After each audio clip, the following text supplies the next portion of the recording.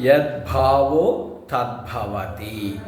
అంటే మనసులో ఉన్న భావమే బయటికి కనిపిస్తుంది, నడిపిస్తుంది. ఉదాహరణకి, నాలో పాపమున్నది, నేను పాపాత్ముడనే భావంతో దేహం నడుస్తుంది.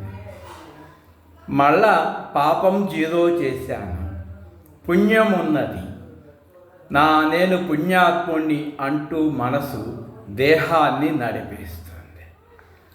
మళ్ళా నేనేం చేశాను, నేను పాపాత్ముణ్ణి కాదు, పుణ్యాత్ముణ్ణి కాదు అని రెండు ఆలోచనని మనసులో జీరో చేసేసాను.